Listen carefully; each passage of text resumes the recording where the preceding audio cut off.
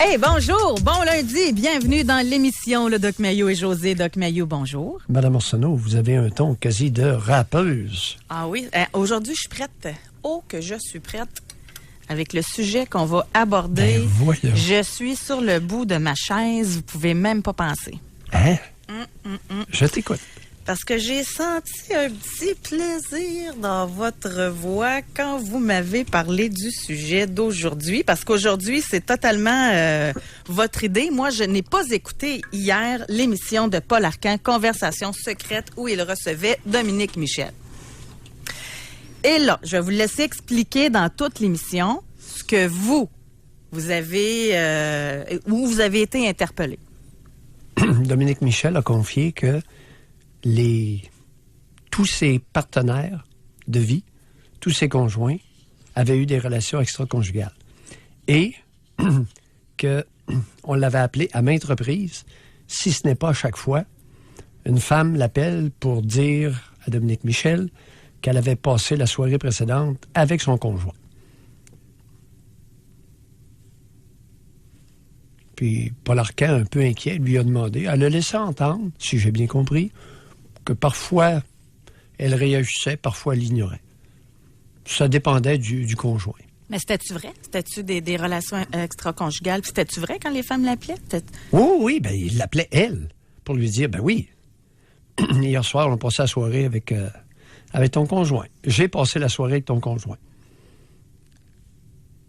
Et c'est tellement fréquent. Ça, dans ma carrière, c'est une des attitudes féminines que j'ai rencontrées qui est la plus fréquente. Bon, c'est parce que... Ça, celle-là, ou bien la conjointe du gars qui appelle la nouvelle amie et qui s'entretient avec elle. Parce que moi, ça, oui. Là, parce que ce matin, je vous écoutais, enfin, on met à jour un travail féminin. Mais celle-là, je la connaissais pas, Doc. Des femmes qui, plutôt, les femmes cocues, là, qui appellent la maîtresse, ça, j'en ai entendu plein de fois. Puis qu'ils se vengent, puis qui font toutes sortes d'affaires, puis qu'au lieu de remettre en question le conjoint, ils en veulent à la maîtresse. Ça, je l'ai vu, je l'ai entendu. Okay.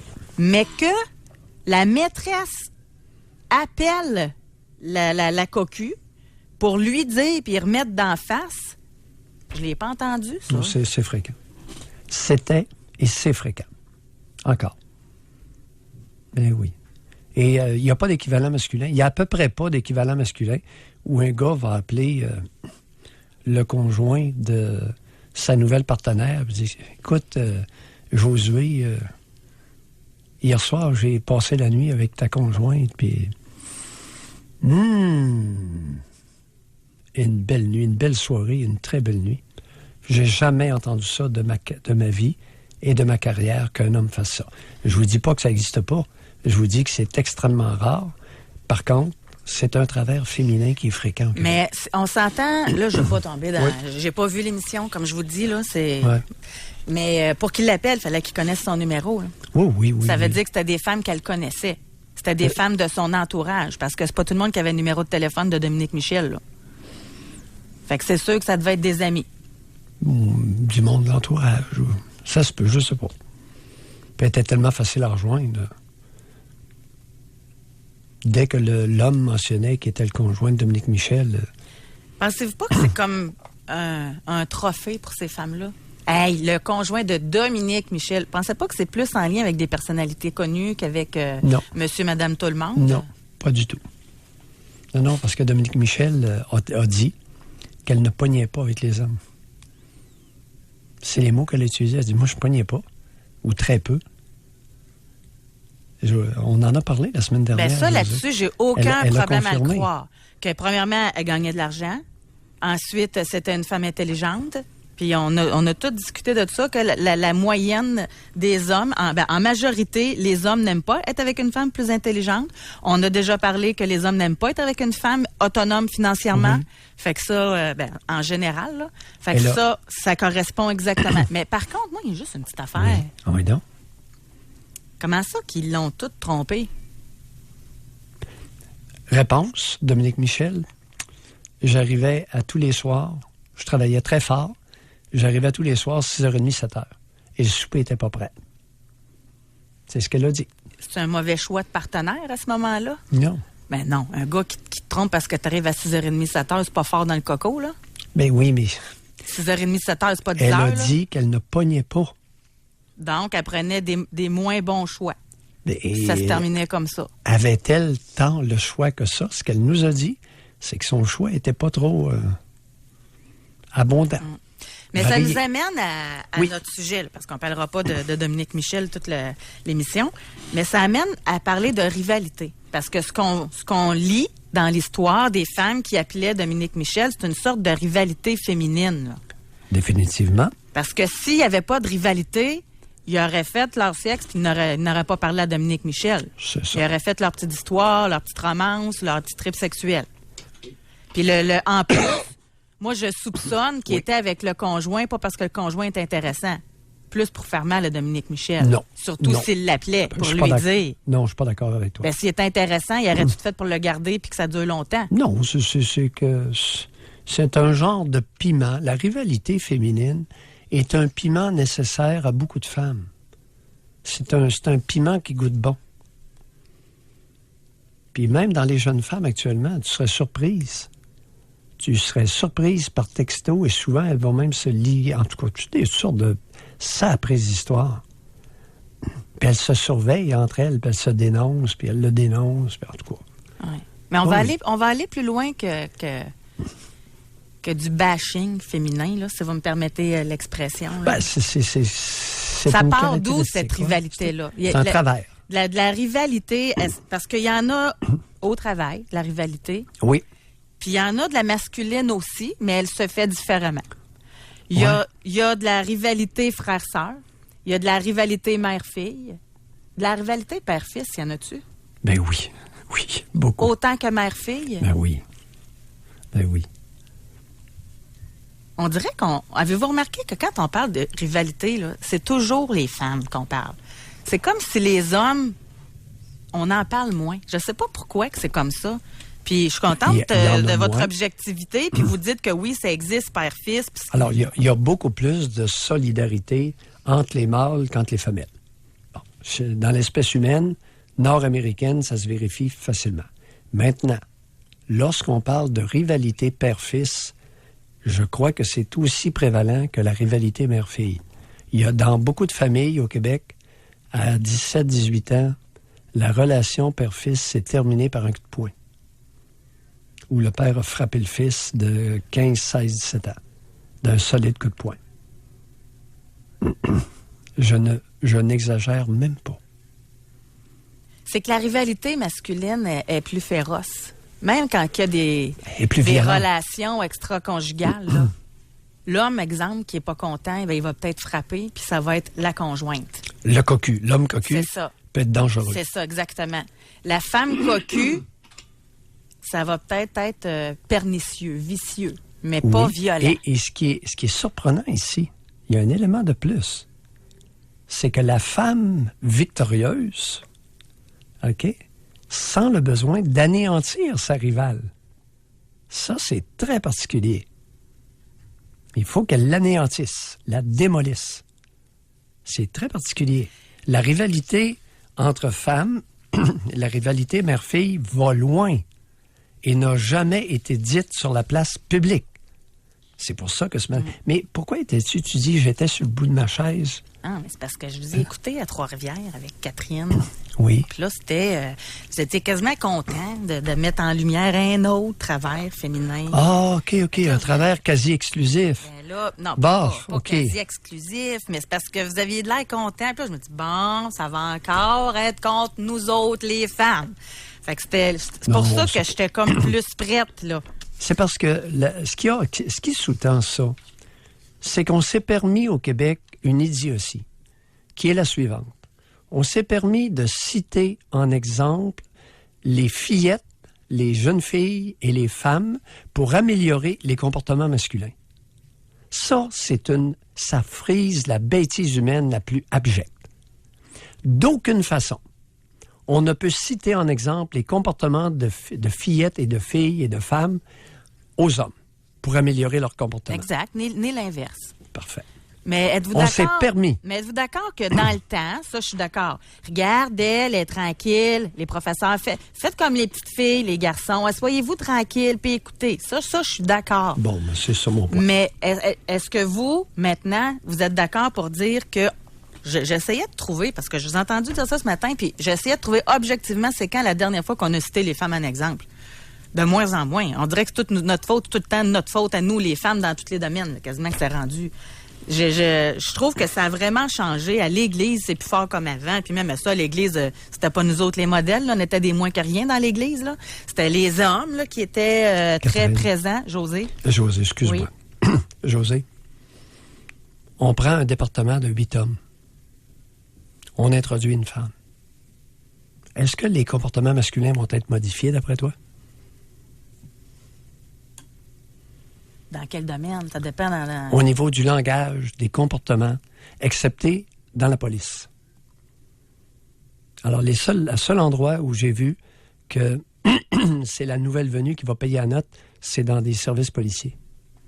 Parce que j'ai été appelé comme expert. Sinon, les hommes vont arrêter de sacrer, de mal parler, de faire des jokes de sexe. Voilà. Ça change le comportement, le discours et même les opinions masculines. Dès qu'on introduit une femme en quelque part, les comportements masculins sont quasi automatiquement acceptés chez les policiers. C'est la faute à qui? Si les hommes changent leur comportement parce qu'il y a une femme, c'est pas de la faute de la femme, c'est les hommes à rester intègres ou... Ah oui? Ben, pourquoi pas? S'ils veulent conserver leur travail, entre autres dans les forces armées, ils ont besoin de modifier rapidement leur comportement. Sinon, ça va être retenu contre eux lors de l'évaluation annuelle. Ben moi, je pense que femme, pas femme, au niveau du langage, il y a des règles à suivre très strictes dans l'armée, là? Non. C'est la seule présence féminine modifie les comportements masculins. Et il y va de la carrière dans plusieurs domaines, il y va de la carrière de l'homme. Et je trouve ça inadmissible. Mais juste là-dessus, par contre, là, ça en quoi que ça peut être... Là, je me reconnais totalement, je suis une femme, puis je pose une question de femme là-dessus. En quoi l'homme peut perdre de sa personnalité, de son potentiel, de son talent dans le métier qu'il fait, si au lieu de sacrer, il fait attention à son langage? Je pense pas que ça change grand-chose, là.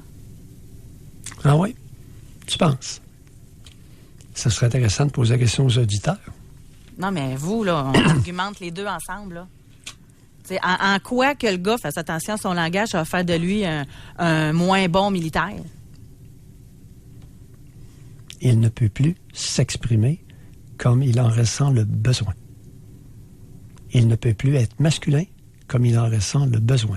Ils ne peuvent plus être masculins comme ils en ressentent le besoin. C'est le comportement féminin qui va primer. Et ça, je ne l'accepte pas. Okay. C'est pour ça que la semaine passée, je dénonçais le fait qu'on a confié dans les bérets verts américains le poste de lieutenant, 88 hommes sous sa responsabilité, à une femme.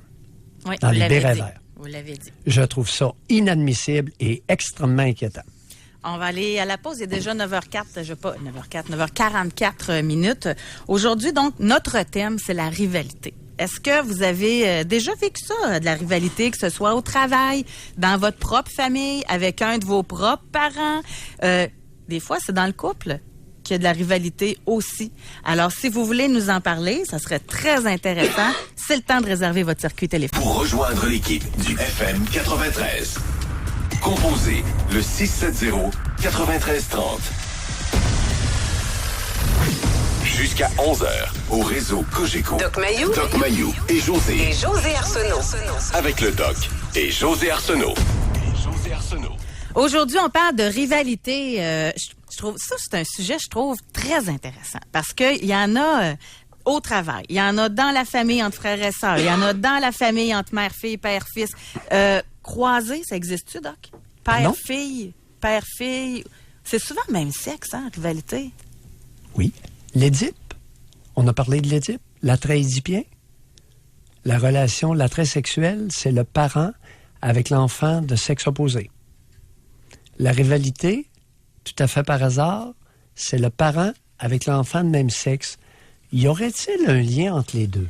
Ben, il y a une psychanalyste, d'ailleurs, qui... Qu'est-ce que tu as trouvé, là? Oui, exactement. Surprends-moi. Oui, je vais essayer de le trouver, là, mais c'est que la rivalité, là, ça serait justement la rivalité mère-fille. Je vais vous le trouver exactement. La relation mère-fille est la matrice de toutes les rivalités. Le premier objet d'amour, c'est la mère. Il y a un lien vital fusionnel d'un pouvoir absolu. Si la mère retire cet amour, c'est la vie même qui est en jeu.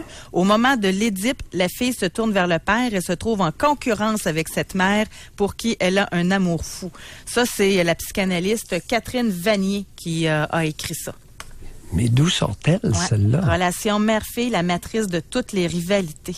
Puis elle-même, elle le dit, ça entraîne une ambivalence fondamentale qui, pour certaines femmes, va persister sous la forme du spectre obsédant de l'autre femme. Lorsqu'il y a infidélité, il est frappant de voir à quel point les épouses trompées en veulent souvent plus à la maîtresse qu'à leur homme.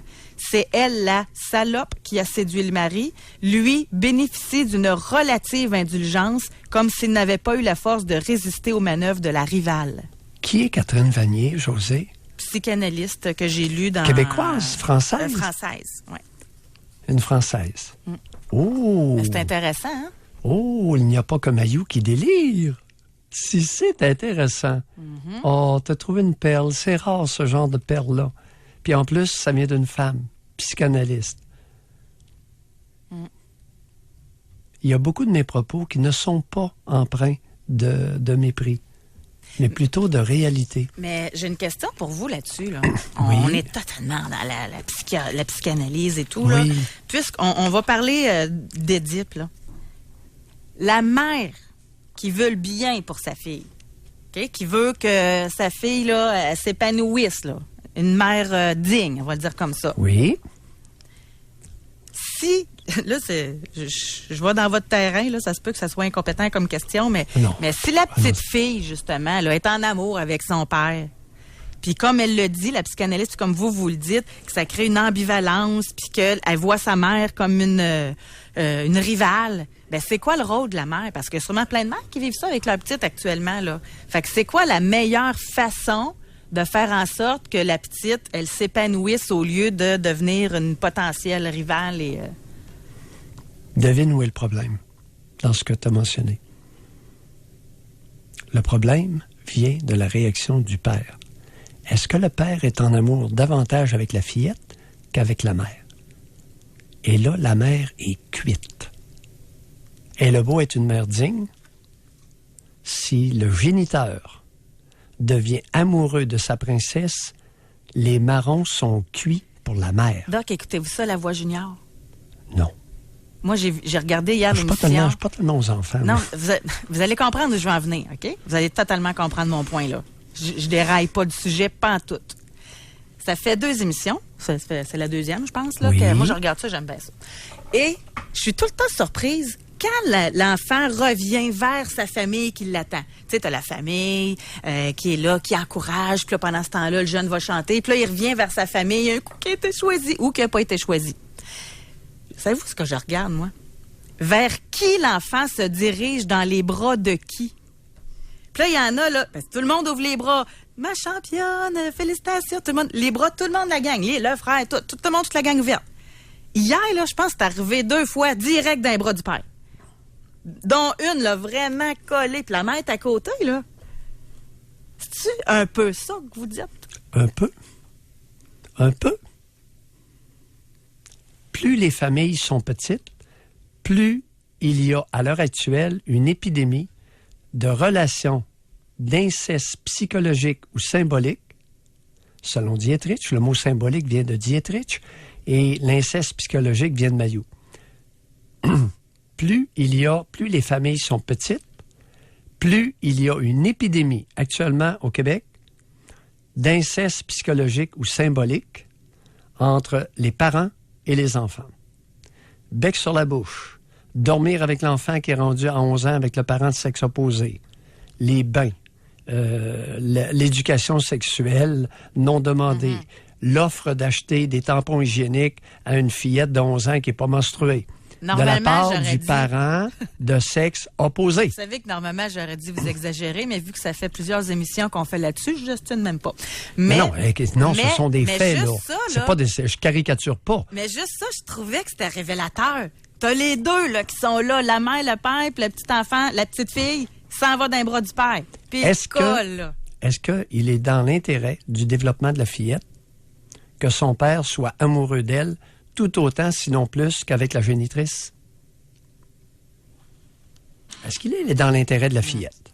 Puis là, je trouve c'est important de le Quel mentionner, sera là. l'impact? Ben, c'est ça. Les conséquences. Parce que le père, là, il pense peut-être bien faire, puis il doit se vanter. Ah, moi, j'ai un vraiment, là, des moments avec ma fille. J'ai une relation avec ma fille incroyable. Sauf que... Elle n'est pas incroyable. Elle est amoureuse. Mais c'est au détriment... La mère, elle... Moi, je me disais, la mère, moi, ça m'aurait fait de quoi? Je suis honnête, là. Tu sais, moi, je m'attendrais que ma fille vienne me voir, moi, là. Puis c'est pas par rivalité avec le père, là. Mais je trouve que ça dissonnait comme image.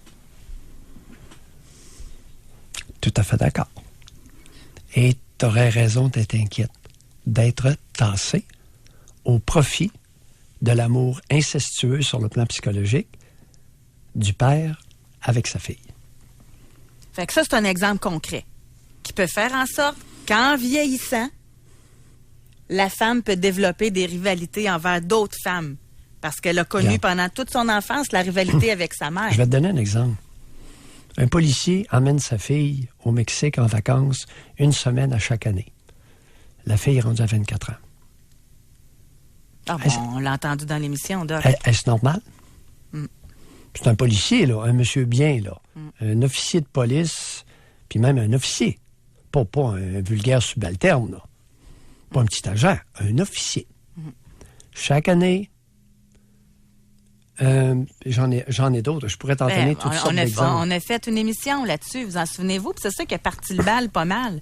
Il y avait une jeune fille, elle appelait, puis elle disait, voyons donc, il n'y a pas de problème avec ça. Je vois pas mon père souvent, fait qu'on va passer une semaine ensemble dans le sud chaque année. Puis là, vous avez dit que couchez-vous dans la même chambre. Ben oui, mais dans des lits séparés. Puis les gens trouvent ça normal. On placote, on va aller à la pause. Épidémique au Québec. Jusqu'à maintenant, là, on a des gens qui ont dit, qui nous ont écrit via le 25226, rivalité entre le conjoint et le beau-père sur l'autorité envers les enfants. On parle de rivalité au travail également. On parle de gens qui disent que vous avez raison au niveau du langage. Parce que à la shop où est-ce qu'ils travaillent, l'arrivée des femmes, ça fait en sorte qu'elles critiquent surtout puis que les hommes sont obligés de changer leur langage parce que c'est la femme qui le demande. Fait que si vous voulez vous aussi réagir au retour de la pause. J'avais imaginé ça du haut de mon mépris, José. Au retour de la pause. Ça là-dessus, j'argumenterai encore un petit peu. En tout cas, on va entendre s'il y en a qui appellent, on pourra le faire ensemble. Est-ce que vous avez eu à vivre ou en vivez actuellement de la rivalité au travail, frères, sœurs, parce que des parents qui alimentent ça aussi, la rivalité entre les enfants. Ça existe, ça aussi. Est-ce que vous en avez été victime? Je vais le dire comme ça. Bref, c'est le temps de réserver votre circuit téléphonique. Pour rejoindre l'équipe du FM 93, composez le 670-9330. Doc Mayou et José Arsenault. Avec le Doc et José Arsenault. Au réseau Cogeco. Ah là là, une autre des émissions qui va nous faire mal. José, est-ce qu'il est possible que lorsqu'on cherche, on ne découvre pas nécessairement ce qui fait notre affaire? Non, c'est ça. Puis j'essaie d'être objective le plus possible, vous le savez. Alors, on parle de rivalité aujourd'hui dans l'émission. Qu'est-ce que tu vas me sortir? Tu as découvert quelque chose, là? Oui. Et tu me tiens en haleine. Oui, je ne l'ai pas dit. Je vais le dire en ondes. Puis encore une fois, vous ne pourrez pas dire que je ne suis pas objective, là. C'est parce qu'on parle de rivalité et à tout niveau, là. Que ce soit dans la famille, entre mère et petite fille, et même en grandissant, mère-enfant, père-fils. On parle au travail également. Et au niveau du travail, là, j'ai fait quelques recherches. Et sur un gros site d'emploi, là, il y a un sondage qui a été fait, le site monster.fr. 88% des femmes, selon ce sondage-là, déclarent préférer travailler avec des hommes plutôt qu'avec d'autres femmes. celle qui fait... Ça, c'est une question de choix, d'expérience. Ça vient d'où, ça, là? Ben, c'est ça, de Monster. C'est au Zimbabwe. C'est au Zimbabwe. Non. Et Doc, celle-là est encore pire, je trouve, personnellement. Parce que souvent, les femmes... je trouve que c'est très segmenté. Soit on parle de solidarité entre femmes, ou soit on va parler de rivalité. Moi, j'aurais pas eu ça à trouver des statistiques plus de solidarité, là. Mais c'est une étude de l'Université du Maryland qui date pas de 1976, là, de 2015. Oh. 2015. Qui révélait que lorsqu'une femme prend un poste de dirigeante, les chances pour la suivante d'accéder à un niveau équivalent de responsabilité chutent de 50 %. Autrement dit, la première arrivée régnerait sans partage en maintenant sciemment ses subordonnés dans un statut d'infériorité. Ça fait mal. On va dire que c'est aux États-Unis puis que c'est loin de nous autres. Hein? Ça fait mal. Celle-là, je l'avais pas prévu. Je pensais pas que ça allait si loin que ça. Je suis au fait, à titre de psychiatre, d'analyste, qu'il y a une rivalité de femelles. Je dis bien une rivalité de femelles dans le sens de instinctive, beaucoup trop présente entre les femmes. Jamais j'aurais pensé que ça allait aussi loin. Les deux données statistiques que tu viens de présenter. Fait que si, attends, on va donner un exemple concret. Ça n'a pas de bon sens. OK, exemple concret. Okay? Là, je suis animatrice. Admettons que moi, j'ai le désir de devenir directrice des programmes, directrice des animatrices, animateurs. OK? Bien, si c'est une femme qui est directeur général, je viens de perdre mes chances de 50 % d'obtenir un poste de cadre un jour. C'est ça que ça veut dire, selon l'étude du Maryland. On va dire que c'est juste au Maryland. On va dire que ça n'existe pas chez nous, mais c'est drôle, hein? L'autre est épouvantable. Les deux sont graves. Ouais. Gravisses, dans le sens de sévères, lourdes de conséquences. 88 % des femmes sondées préfèrent travailler avec des hommes. Mais c'est quoi cette folie-là? Ça n'a pas de bon sens. C'est dément comme attitude. Il y a un problème colossal entre les hommes et les femmes. Mais là, c'est de la photo paire. Vous l'avez dit, c'est de la photo paire. Pour une fois, je vais le dire.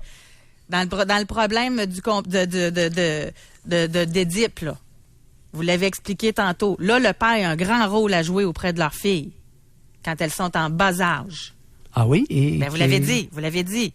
Oui, leur rôle, c'est de ne pas être amoureux. De ne pas être plus amoureux de la fillette que de la mère de la fillette.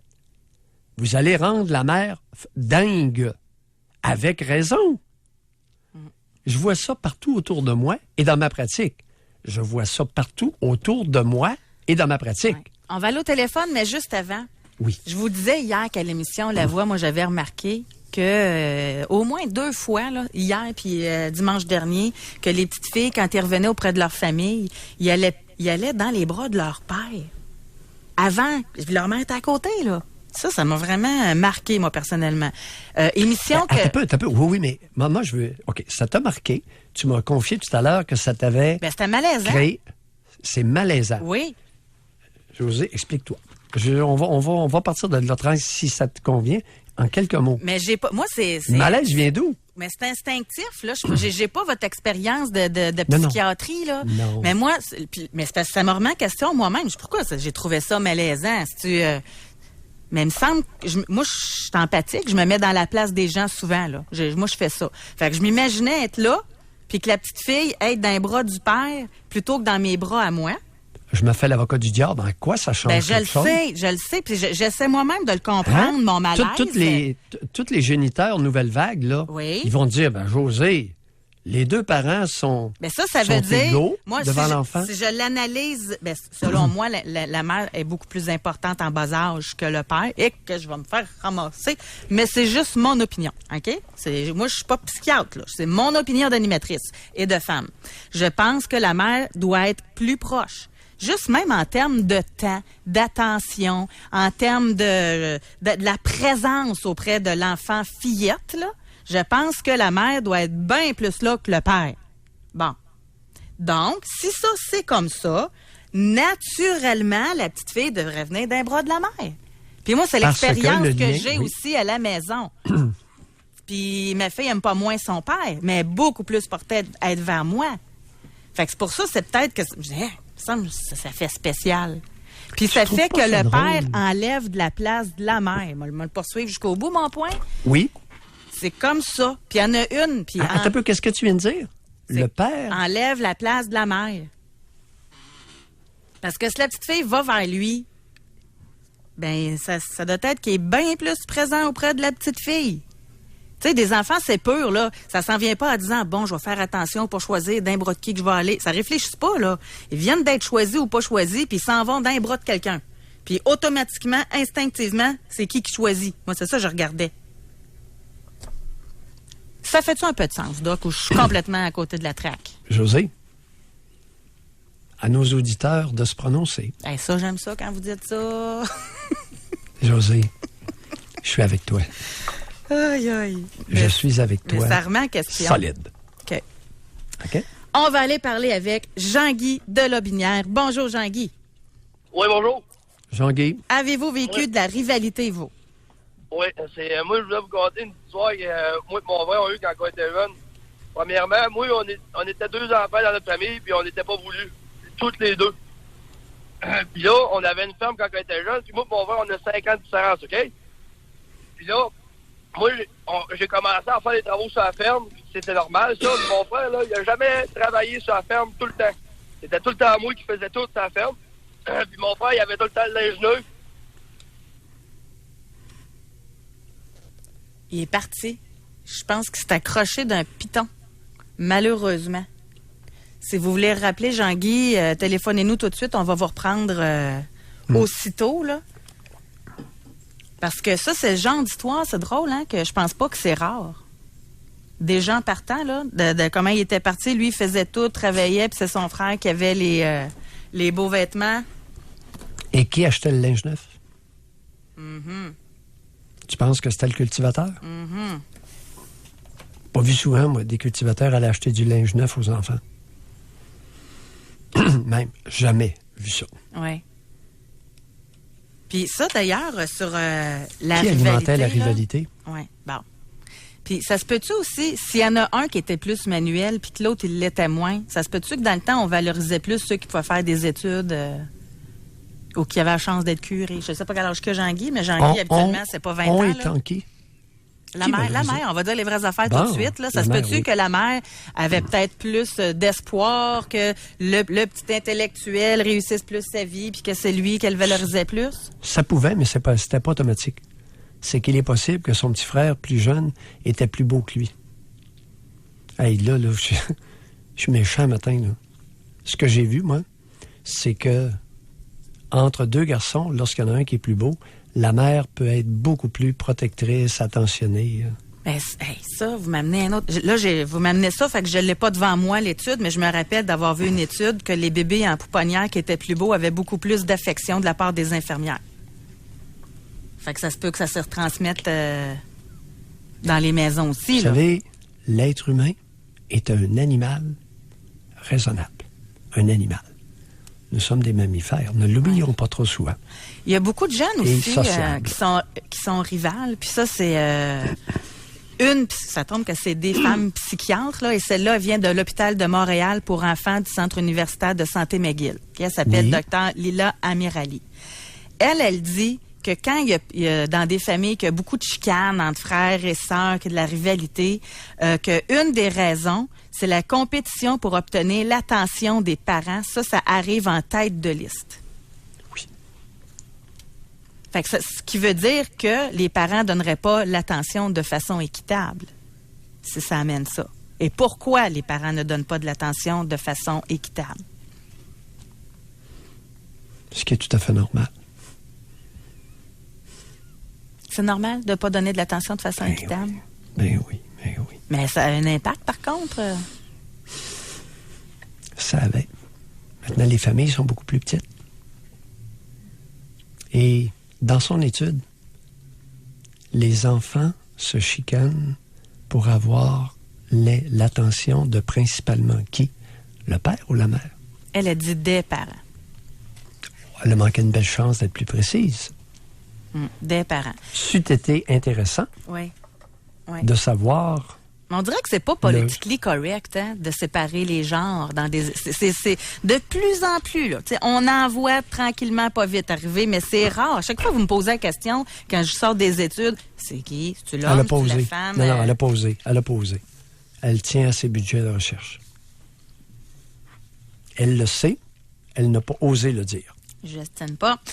Et également, autre point qu'elle mentionne, c'est la façon dont les parents résolvent leurs propres problèmes et mésententes. Ça sert d'exemple aux enfants. Si les conjoints sont agressifs plutôt que respectueux dans leur façon de résoudre leurs problèmes, les enfants risquent d'adopter cette mauvaise habitude. T'es pas sérieuse, toi? L'exemplarité, vient en deuxième place. L'exemplarité, donner l'exemple. Quelle vilainie! Sortons des boulamites. Donner l'exemple. Non, c'est pas donner l'exemple qui est important. C'est de propager ses valeurs, de prôner les valeurs, de les enseigner les valeurs. Mais complètement dans le champ, là, matin. Venir prôner l'exemplarité. Les enfants, donner l'exemple serait important pour les enfants. Aïe, aïe. Puis, dans le même ordre d'idée, Doc, avant d'aller à la pause, là, il y a la façon dont la mère parle de sa journée de travail. Est-ce que ça a une influence? Exemple, là, ci, là, ça, en parlant de ses collègues féminines, fait ci, on sait bien, nanana. Ça peut-tu avoir une influence aussi sur... L'exemple? Les enfants vont mimer ce comportement-là. Le bonhomme qui arrive le soir, puis que c'est un syndicaliste fervent, puis qui se vante devant les enfants de la guerre qu'ils font à l'employeur, de la brutalité, des 2x4 sur les lignes de piquetage, de la violence. Les enfants écoutent tout ça, là. Puis après, on fait des campagnes de sensibilisation contre l'intimidation dans les cours d'école. Ça fait longtemps que je dis l'exemple, chers amis, c'est le principal déterminant de l'influence sur vos enfants. Oh, maudit maillot qui est plate. Puis vous êtes appuyé ce matin, en plus, par deux femmes psychiatres différentes. Oh, c'est plaisant. C'est votre fête, hein? Oh, oui, écoute, c'est une guérilla que j'ai menée seule pendant longtemps. Écoute, ça fait 25 ans, là, sur la place publique, que je répète des éléments de base. Non, c'est parce que ça fait mal, ça fait mal. J'avais un souper dernièrement. Puis il y avait plein de gens. J'aime ça, les potins. Parce que, évidemment, de quoi vous pensez qu'on me parle quand que je vais rencontrer des personnes dans des soupers, des gens que je rencontre la première fois ou même que je connais déjà. Puis, est-ce que c'est vrai que Maillot est aussi fou qu'on Comment ça va avec le doc, tu sais? Puis il est comment dans la vie privée? Puis il est pareil comme à la radio? Puis là, à chaque fois, je fais des farces, tu sais. Puis, non, mais je dis que vous êtes vraiment extraordinaire. Mais... à chaque fois, là... Mais en pas trop non plus, tu perds ta crédibilité. Je fais des farces, là. Non, mais je dis la vérité. Et à chaque fois, ce qui ressort toujours, c'est « Hey, il est quelqu'un, hein? Il t'en sort des bonnes. » Puis là, après ça, « Ah, mais il est brillant, par exemple. » Ah, mais ce qu'il dit, par exemple, des fois, ça fait réfléchir. Fait que c'est pour dire, hein, ça fait son chemin. C'est ça que je voulais dire comme commentaire. On va aller à la pause. Les 10h16, il y a des aspects très intéressants dans la rivalité dont on veut discuter aujourd'hui. Ça vous étonne-tu, premièrement, que 88% des femmes préfèrent travailler avec un homme plutôt qu'avec une femme? Ça vous étonne-tu? Quelle année, le sondage? Attendez un petit peu. Celui-là, à peu près. L'autre était 2015, nous as-tu dit? Oui. Mais... exactement. C'est dans les années 2000 encore, je vais vous le trouver. Je vais vous le trouver. 2000 je ne vais pas dire n'importe quoi, là. Je vais vous trouver l'information. Dans quel coin de la planète ça doit être... Ouais, ça, c'est aux États-Unis. Ah, okay. Les deux? Oui, exactement. OK. Fait que pendant la pause, là, je vais faire une petite recherche. On va aller à la pause. Il y a cet aspect-là et la rivalité féminine également, parce que ça, c'est venu vous chercher, mais on l'a pas trop abordé, là, ce que racontait... parce que là-dessus, j'ai un petit scepticisme. Là. C'est pour ça que j'aimerais ça que les femmes collaborent. Vous dites que vous l'avez entendu fréquemment, des femmes qui appelaient la cocu pour lui dire qu'elle était cocu. Oui. Moi, je l'ai pas entendu, ça. Ben voyons. S'il y en a qui l'ont vécu, là, j'aimerais ça l'entendre, votre histoire. Ouais. C'est pas rare. Ben, c'est ça. Moi, Dominique Michel l'a dénoncé à chaque... Oui, mais moi, je le vois comme étant une vedette. C'était Non. comme un trophée pour la femme. Puis il y a quelqu'un d'autre qui nous a écrit pour nous dire que Madame Béliveau, la femme de Jean Béliveau, avait déjà raconté la même chose dans le passé. Mais c'était une vedette encore, lui. Fait que je me demande si monsieur, madame, tout le monde vivent ça ou c'est juste les personnalités connues. OK. Intéressant. Oui. Donc, si vous l'avez vécu, là, vous êtes à la maison chez vous, vous recevez un téléphone. Salut, j'étais avec ton mari hier.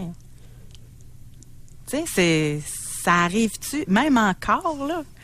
Des femmes qui ont fait ça dans le but que le mari les quitte après une longue fréquentation d'amant-maîtresse, ça, je peux croire, là. Mais juste pour faire du mal, là, juste pour être méchant, là, si vous l'avez vécu, témoignez-en, parce que ça me surprend. Pour rejoindre l'équipe du FM 93, composez le 670-9330. Doc Mayou et José Arsenault. Avec le Doc et José Arsenault. Au réseau Cogeco. Je trouve ça difficile comme émission, comme animatrice, là, parce que c'est beaucoup la rivalité féminine qui ressort. Puis c'est tellement flagrant, les exemples, parce que je pense qu'il faut faire attention, faire une différence entre dénigrer, avoir du mépris et essayer de... Moi, j'aimerais mieux qu'on soit plutôt dans comprendre pourquoi on est comme ça. Je dis on, là, mais que les femmes sont bitch entre elles, qu'elles sont rivales, qu'elles sont jalouses. Ça revient beaucoup, malheureusement. Et Anne, elle dit, la rivalité existe beaucoup dans le domaine administratif au fédéral. Elle les appelle les coupes-gorges de bureau. On a également... Attends un petit peu, allons pas trop vite, là. Oui. Je veux bien suivre. Est-ce que cette femme-là réfère à des femmes qui coupent la gorge des autres femmes? Moi, je vous lis ce qu'elle a écrit, là. Je peux pas deviner, là. Je vous lis ce qu'elle a écrit. Non, OK. Elle dit, la rivalité existe beaucoup dans le domaine administratif au fédéral et c'est ugly, les coupes-gorges de bureau. On a une auditrice... C'est tout ce qu'on a. OK, on va vivre avec ce qu'on a. Elle dit, j'ai été gérante de boutique et j'ai failli me rendre malade. Des femmes qui se poignardent et se font des coups de cochon à chaque jour. Des femmes qui se jalousent et qui sont prêtes à tout pour en arriver à leur but. Je préfère travailler avec des hommes. Il y en a une autre qui dit, chaque fois que j'ai travaillé avec des femmes, la guerre pognait solide et j'ai jamais vécu ça avec un milieu d'hommes. On a un homme, il dit, je suis un homme et la présence d'une femme dans un groupe majoritairement masculin change systématiquement l'atmosphère. Nous savons que la présence d'une femme donnera des situations de réaction, d'indignation, menant à un muselage du langage et des propos. Les hommes cherchent des lieux pour se réunir entre hommes, mais il ne reste plus beaucoup d'endroits dans cette société. Ça, c'est vrai. Avant ça, il y avait les tavernes. Bon, il reste peut-être les danseuses, là. Mais il n'y a plus beaucoup en même temps... Club de golf. Club d'hockey, jouer au hockey, jouer au golf. Il y a des ligues masculines dans plusieurs sports. Maintenant, c'est interdit d'avoir des golfs uniquement masculins. Tu sais, il y a eu des articles là-dessus aux États-Unis, là. Il y avait encore quelques golfs masculins uniquement qui n'admettaient pas les femmes. Mais c'est inadmissible. Mais il y a des gyms juste pour les femmes. Mais des gyms juste pour les hommes, je pense pas que ça passerait dans l'opinion publique. C'est un fait, ça aussi. Puis je me sens mal d'être une femme, puis de mettre ça en lumière, ces informations-là, mais c'est un fait, là. L'auditeur parle de l'indignation féminine qui muselle les hommes. Si c'est bien dit. L'indignation féminine... Menant un muselage du langage et des propos. Muselage du langage et des propos masculins. Oui. N'est-ce pas? C'est ça que j'ai bien compris? Oui. Quand même, hein? Il y en a un autre qui dit, pour le vivre dans une usine d'aluminium, petite équipe de 7-8 opérateurs, les équipes qui ont des femmes sont toujours en chicane. Mesdames critiquent justement leur langage ou leur façon d'agir. J'étais pas tout à fait dans le champ tout à l'heure. Mais en même temps, là-dessus, là, encore là, très calmement, Oui. que quelqu'un sacre, là, c'est une chose, là. Mais que une gang de gars ensemble se mettent à parler et à dénigrer d'autres femmes, puis à raconter des histoires pour que la femme se sente mal à l'aise, c'est pas nécessaire, là. Je pense que tu peux être un homme viril, être un homme masculin, puis, tu sais, avoir du caractère, être capable de dire les vraies affaires, mais pas être méprisant et dénigrant envers les femmes, là. Il y en a qui doivent faire exprès aussi, là. Va arriver une femme, là, ils vont se forcer pour la faire se sentir mal, là. Non. OK, ça existe pas. La plupart du temps, ils vont se taire. Parce que ils peuvent perdre leur emploi. Dans les Forces armées canadiennes, c'est strictement défendu. Puis dans la construction? De commenter. Dans les Forces armées canadiennes, c'est strictement défendu pour un militaire masculin de commenter, de passer des commentaires, soit sur la compétence, sur n'importe quoi, d'une collègue féminine. OK, pour le militaire, c'est correct. Mais pour les autres domaines d'hommes, là, je suis pas sûre que c'est que... Mais c'est-tu nécessaire? Je la pose honnêtement, ma question, là. C'est pas tendancieux, là. C'est-tu... En quoi c'est si important que le gars, il sac pas puis qu'il ait un beau langage en présence des femmes?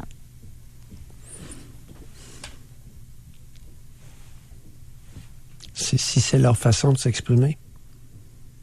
Ils vont s'exprimer comment? Si leurs blagues sont offensantes pour les femmes, c'est leur blague.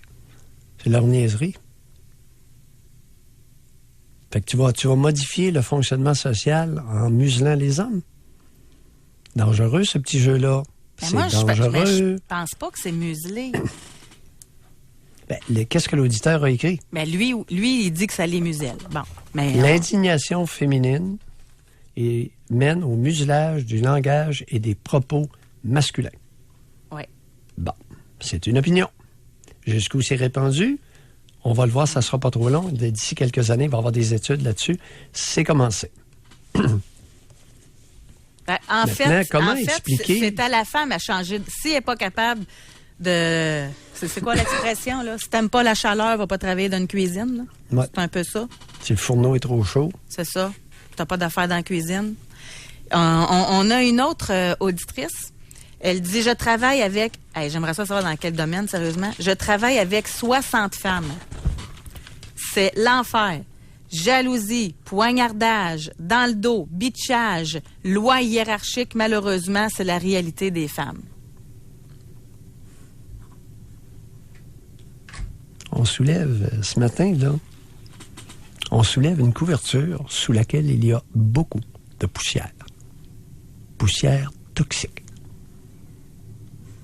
Puis les femmes, elles sont... Si je me fie un peu à ce qu'on a eu comme information puis comme statistique, elles seraient pires avec les femmes qu'envers les hommes, là.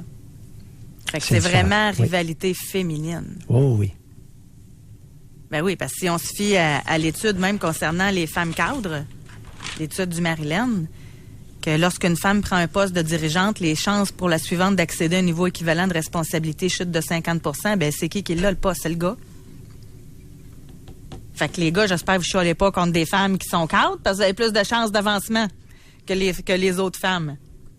88 % des femmes, selon le sondage que tu as mentionné, préfèrent travailler avec des hommes. Hey, on va en faire une question spring pour la dernière demi-heure de l'émission. Préférez-vous travailler avec des femmes ou des hommes? Ça va être notre question. On va à la pause. Puis tout de suite, là-dessus, vous pourriez réserver votre circuit téléphonique pour nous le dire.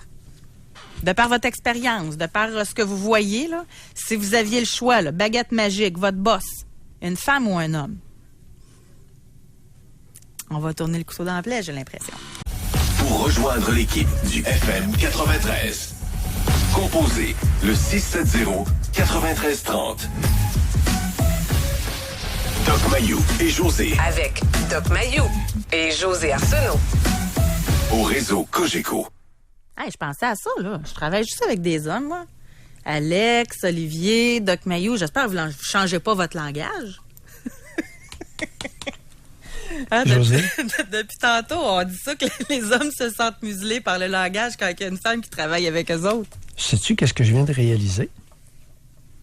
que j'ai passé les 38 dernières années à travailler avec des femmes majoritairement. J'ai aucun problème à travailler avec des femmes, moi. Ben non, mais vous êtes un homme. Là, on parle de femmes qui ont de la difficulté à travailler avec des femmes.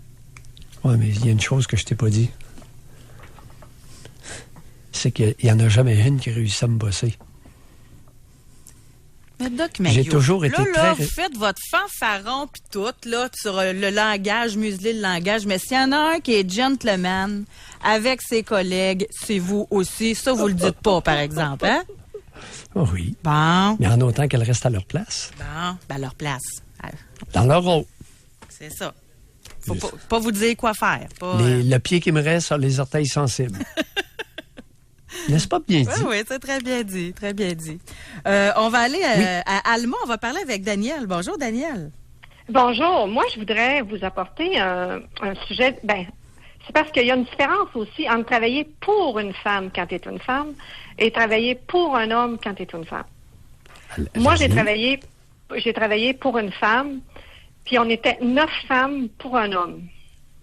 Elle n'était pas compris, là. Je veux dire, 9 employés pour un homme employé. Et c'était épouvantable. Exemple, quand tu rentrais travailler, d'abord, je travaillais au niveau de l'esthétique, de la coiffure. Mais quand on rentrait travailler, elle nous examinait de la tête aux pieds, la propriétaire.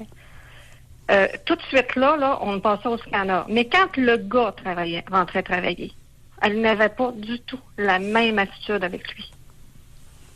Puis ce que ça a fait dans le milieu de travail, c'est que c'était de la chicane entre les femmes.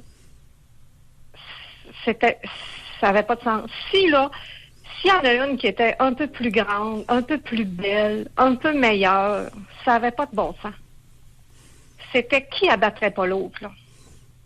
Fait que si tu étais d'un plus grande, puis d'un plus belle, puis d'un bonne, fallait que tu aies une bonne carapace pour rester là. Moi, quand je vais au salon de coiffeur, Daniel, là, je pose tout le temps la question. Comment que c'est l'ambiance de travail? Semblerait-il que c'est un milieu très dur entre femmes? Très dur, oui. Puis la beauté, Doc, ça, je l'ai lu en faisant les recherches, là. Oui. La beauté et l'effet du désir, là, d'amener le désir chez les autres, chez les hommes, là, c'est une des rivalités les plus intenses chez la femme. Plus la femme est belle, plus que de la rivalité. Plus que les hommes désirent leurs collègues, plus qu'elle, plus que de la rivalité. Exactement ça. Exactement ça. Puis en plus, c'est que si moi, j'étais grande, j'avais des grandes jambes, mais je suis née avec, en tout cas. Puis j'étais bonne, mais si j'avais une bonne clientèle, c'était juste à cause de ça qu'elle pensait. Ah, ben, croire, elle, avec ses grandes jambes. Puis, c'était pas ça, là. C'était pas ça. Je pense pas que... Daniel, je pense pas que oui. Combien vous mesurez? 5 et 8. 5 pieds 8? Mais c'est des grandes jambes. C'est grand pour une femme, 5 et 8. Oui. Avec un talon, là, tu mesures facilement 5 et 10. Oui. Mais d'après moi, vous ne deviez pas juste avoir des belles jambes, Daniel, des belles jambes, vous deviez être belle aussi, selon moi. Ben oui. Bon. Oui, je m'arrangeais bien, je m'habillais bien. Attendez un peu, là. C'est parce que moi, je suis un homme. Oui. Et c'est pas la grandeur des jambes qui m'intéresse, c'est la beauté des cuisses. Oui, j'ai des belles jambes. La longueur des jambes, là, je me masturbe pas en pensant à la longueur des jambes d'une femme. Mais lorsqu'elle a des belles cuisses, puis que la jupe est courte ou fendue, ça alimente assez bien le côté fantasmatique de votre humble serviteur. Mais moi, dans ma personnalité, je me suis jamais dénudée pour aller travailler dans mon domaine. Je portais la jupe légèrement en haut du genou, mes cuisses, il n'y a pas de clients qui ont vu ça. Mais alors pourquoi quelle était l'allusion à l'histoire des grandes jambes? Ça, c'est un discours féminin qu'on a retrouvé. Oui. C'est quoi l'affaire des grandes jambes? Je vais vous l'expliquer parce que je l'ai vécu, mais la fille qui dit ça, c'est parce qu'elle est petite.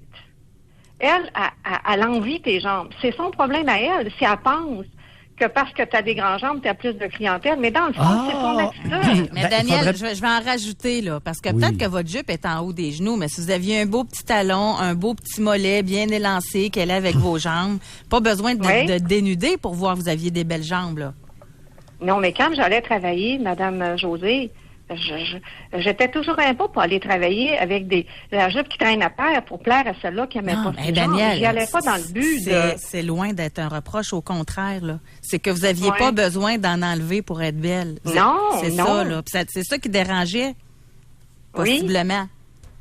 Attendez un peu. Attends. Oui, mais là, je vous suis pas, là. Je vous suis pas. Parce que, écoutez, une femme peut mesurer 5 pieds 8 et avoir des belles cuisses. Une femme peut mesurer 5 pieds 1 et avoir des aussi belles cuisses. C'est une question de proportion. Oui, je suis d'accord avec vous. Alors, en Mais quoi une femme qui mesure 5 pieds 1, 5 pieds 2, envierait vos jambes parce que vous mesurez 5 pieds 8? Ça fonctionne pas comme ça dans la tête. C'est elle qui était complexée. C'est la 5 et 2. Attendez un peu, là. Attendez un peu. D'abord, de l'information, mesdames. Alors, la grandeur des cuisses ne sont pas plus attrayantes que la sveltesse des jambes. Peu importe la grandeur de la femme. C'est ce qui va avec. Si elle avait une grosse bédaine avec ces jambes-là, elle ne pognerait pas, là. C'est l'ensemble de l'œuvre, là. Oui, mais 5 pieds 8, l'autre qui mesure 5 pieds 8 et qui pèse 165 livres. Écoutez, ces jambes, il n'y a pas beaucoup d'hommes qui vont se retourner, là, même si ça se met une jupe courte. Est-ce qu'on est d'accord? Ça dépend des hommes, là. Non, à 165, 170 livres, là. Là, vous en rajoutez, là. 5 et 8, ça dépend. 170, là, ça dépend de la répartition du corps. En tout cas, tout ça pour dire qu'en milieu de travail, ce qui vous a désavantagé, c'est votre beauté, Daniel, parce que les autres étaient jalouses. Puis au lieu de dire que vous étiez bonne, ils disaient que c'est parce que vous étiez belle. Mais attendez un petit peu. Mon point, c'est que, Daniel, attendez un petit peu. Oui. On continue à colporter une information qui est fausse. C'est ça mon point. On essaie de faire croire aux femmes que plus elles sont grandes, plus elles sont attrayantes sexuellement. C'est pas vrai. Non, c'est pas ça que je vous ai dit. Non, je le sais que c'est pas ça que je... Moi, j'informe les auditeurs. Oui. Oui, mais vous, dans votre vous me répondez comme un homme. Mais si au bout du fil, j'avais une femme qui est pas bien dans sa grandeur et dans sa peau et dans ce qu'elle est, elle réagirait pas comme vous, là.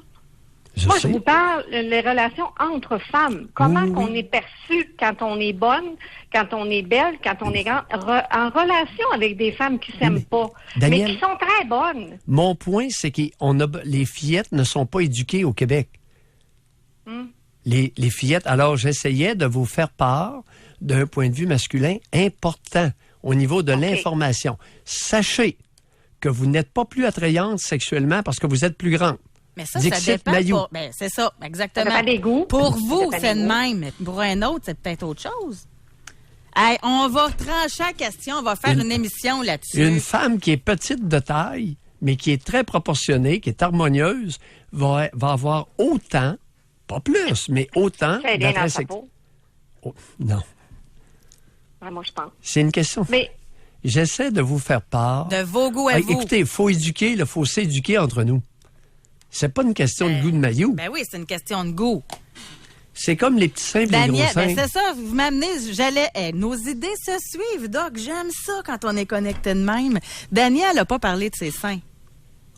Il était gros en plus. Bon, là, on jase. Là, on dit les vraies affaires. C'était pas les jambes, c'était vos seins qui dérangeaient, Daniel. Oui, mais elle me parlait de mes jambes. Elle me parlait... Mais... Bon, mais oui, parce que, voilà, José a débusqué l'ennemi. Vos grandes jambes, ça n'a rien à foutre. Ça, c'était un prétexte.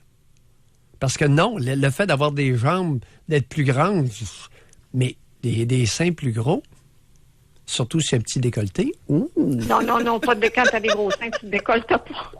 Alors, on doit se quitter là-dessus, malheureusement, Daniel. C'est de la faute du doc là, qui est accroché sur vos jambes. Merci beaucoup d'avoir été avec nous. Parce qu'il voulait faire de l'information populaire. Ben oui. Vous avez passé vos goûts, là. Mais on va revenir là-dessus. Ça tu sais, émission léger, vendredi, c'est pas trop intime, juste un peu, fait que ça pourrait passer. Fait que les questions de goût, du physique, là, d'une personne à l'autre, ça pourrait être intéressant? Oui. Ben oui. Parfait. Est-ce que les grandes femmes sont plus attrayantes sexuellement que les plus petites? Bon. Pas de miettes. Non, puis on pourrait en profiter aussi là, avec vos vieux sondages là, qui datent des années tranquilles sur seulement 8% des hommes qui aiment ça, les femmes en chair. On pourra aller tester encore une fois, là, se moderniser, se contemporiser, ça se dit-tu ça? Oui, contemporanisé. Ouais, quelque chose comme ça. On va aller à la pause. Au retour, on va parler avec Samuel de Québec. Est-ce que c'est plus difficile de travailler avec des femmes qu'avec des hommes? Pour rejoindre l'équipe du FM 93, composez le 670-9330. Doc Mayou et José Arsenault. Le Doc Mayou et José, c'est le Doc et José. Au réseau Cogeco.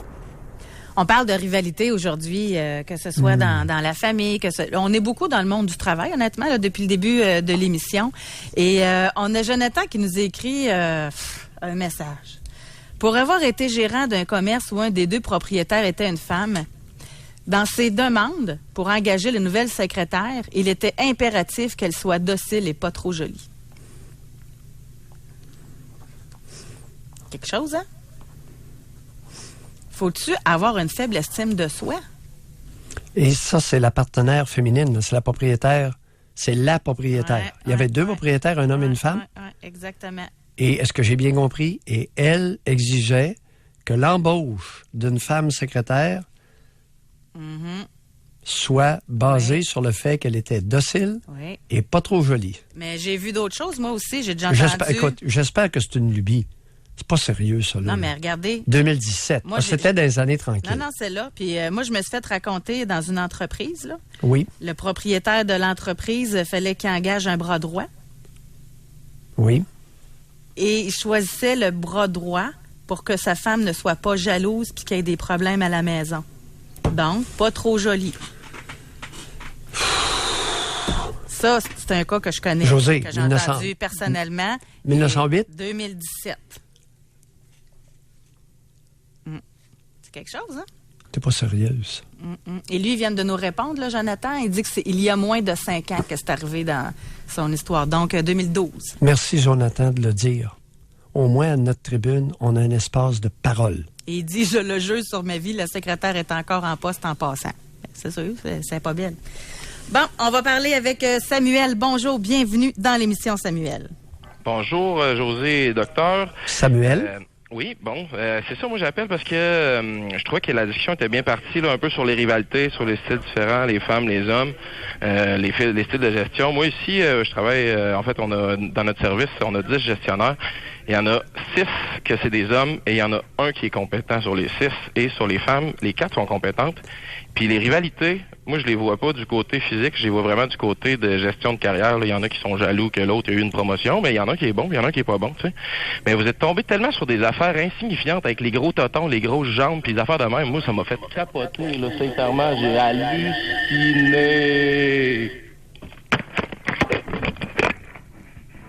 Samuel? Ah, il a raccroché. Ben oui, c'est un comique. Oui, il voulait se faire plaisir. Je pense que ça vaut même pas la peine de continuer avec Samuel. Ben il a oui, fait non. son spectacle. Là. Il a terminé. Ben oui, il voulait faire un show. Hey, je vais revenir, Doc, parce qu'on... José, Oui. c'est embarrassant, le sujet, ce matin. Et je comprends la réaction de Samuel. C'est un jeune homme et il est troublé. Il est bouleversé. Et il a raison. Je ne vais pas y donner de l'importance, mais je comprends pas pourquoi lui, il est bouleversé. En quoi, lui, ça le bouleverse? Le masculin ne va pas bien au Québec.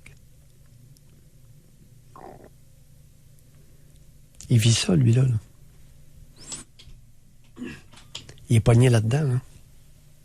Mais en quoi ça vient un sujet? Moi, je trouve que ça fait plus mal aux femmes ce matin qu'aux hommes. Beaucoup d'hommes qui sont pognés là-dedans. Là. En tout cas, on va le laisser prendre la maturité, puis il nous rappellera quand il sera grand. Je vais lire un sujet parce que tantôt, on a discuté c'est revenu, il y a beaucoup de gens qui ont commenté par rapport aux enfants de la voix, là, qu'elle laisse blottir dans les bras du père plutôt que de la mère. Ah oui, ton enseignante. Et il y a une dame, elle dit, pour répondre au questionnement de José face au comportement des enfants à la voix, j'ai ma petite idée sur le sujet. Étant moi-même mère de 3 enfants et enseignante depuis une vingtaine d'années, je vois cela fréquemment. L'amour de la mère étant souvent inconditionnel et acquis, l'enfant a besoin de prouver des choses au père. Il a besoin de lui plaire, d'aller chercher son approbation et surtout son regard de fierté. Hey, c'est-tu beau? C'est-tu mignon? Est-ce que c'est un fait? C'est une explication? Ou c'est une rationalisation? D'ici quelques années, on va le savoir. Si ce que cette enseignante-là vient de nous dire, de nous déclarer, est une explication valable d'un comportement humain ou une vulgaire rationalisation de bas niveau pour cacher quelque chose qui est laid. Mais pourquoi l'enfant aurait besoin absolument de l'approbation puis du regard de fierté de son père? Puis, on peut aller loin, on peut pousser ça, là. Voilà. La petite fille? Parce que c'est les petites filles qu'on voyait faire ça, là. Oui, tu as référé à des fillettes. Oui. Alors, le regard approbateur et la fierté d'une mère seraient subordonnés à celui du père. C'est ce que vous dites, madame. Vous enseignez, vous auriez avantage à vous réécouter et peut-être à réécouter ce que je viens de dire. Et rapidement, Peut-être. dans les cas de rivalité, on a une auditrice, elle a dit, ça a été entre ma meilleure amie et moi. Sans que je le sache, elle était jalouse de ma vie, de ce que j'avais construit avec mon conjoint et mes enfants. Un jour, la vérité a sorti lorsque j'ai su qu'elle couchait avec mon conjoint depuis 2 mois. J'ai eu une discussion avec elle après avoir su l'histoire. Je lui ai posé une question. Pourquoi m'as-tu fait ça? La réponse a été, et je cite textuellement, je voulais avoir ta vie. Elle dit tellement pathétique, aujourd'hui je me méfie et je suis sur mes gardes. Il manque une roue au carrosse. Il manque un élément. Pourquoi lui est allé voir elle? Elle n'aurait pas pu, cette brillante femme, d'abord demander à son conjoint qu'est-ce qui s'est passé. Elle l'a peut-être fait. Elle l'a exclu par mépris. On le sait pas. Par mépris, elle l'a exclu de l'équation. Doc, passez une belle journée. Merci beaucoup tout le monde. Tu es en train de me pomper. L'émission est finie, j'ai même plus le temps. Bye, merci beaucoup tout le monde. À demain.